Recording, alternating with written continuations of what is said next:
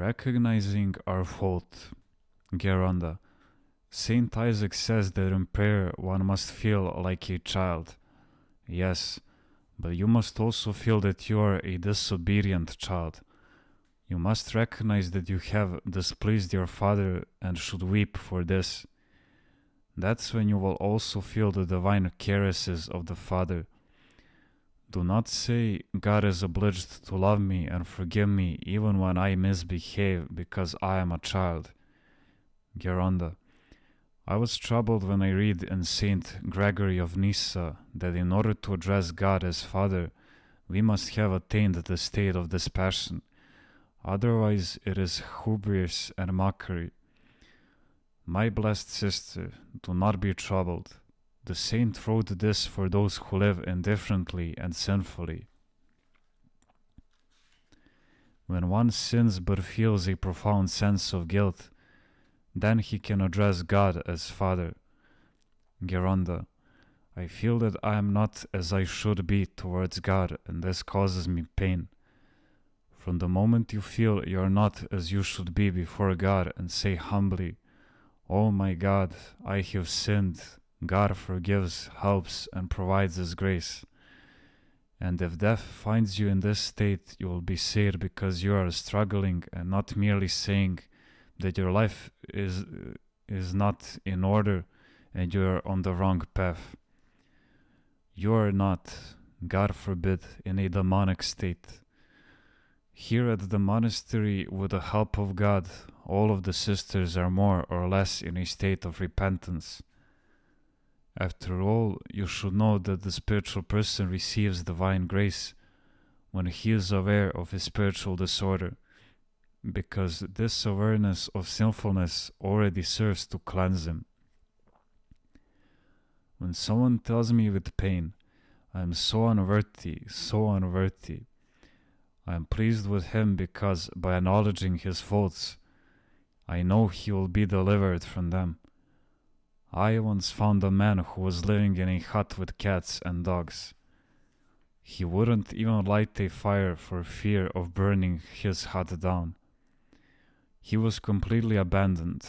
I felt pain for him, but he said to me, Don't feel sorry for me, my good monk. I need to be tormented. If you only knew what I have done, you wouldn't feel so sorry for me. For me, even living in this place is too good.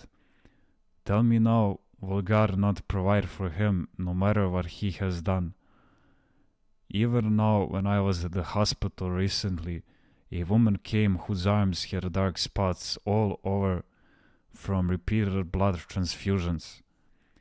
She was in a terrible state. There was not a single vein left intact on her arms.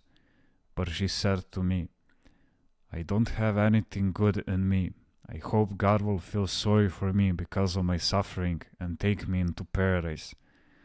I have so many faults. And she went on to relate her many faults one by one. What a fine examination she was able to exercise upon herself. I haven't seen anyone else in such a blessed condition. Geronda, I heard someone say, I believe that Christ will judge us with leniency. Is this a proper thought? When man has great humility, acknowledges his fault, feels his guilt to a great extent and suffers and labors over it, then Christ will indeed be lenient with him and forgive him. He will say, My child, do not think of it any more, it is over. However, if one doesn't feel his guilt, but relaxes and takes it easy, thinking that Christ will judge him with leniency, then this is very dangerous. Do you think Christ will reward sinners? The true recognition of ourself will move God to provide us with divine help and heavenly joy. If we could be helped without the recognition, if it were not helpful and necessary, then God would not have asked it of us. Geronda, you said the true recognition of our faults. Is there also a false recognition? Yes, one may have a faulty awareness of the self, justifying himself, and thus lulling his conscience to sleep. That's why when I say that there is a recognition of our faults, I mean that there is also a small effort to correct these faults. Let's say I owe you 500,000 drachmas, and when I see you, I say, yes, I do have a debt to pay back to you. I'm not concerned with paying off the debt. I'm just acknowledging the fact that I owe you money. When we have true cognizance of a debt, we lose sleep over it. We struggle to find a way to pay it off.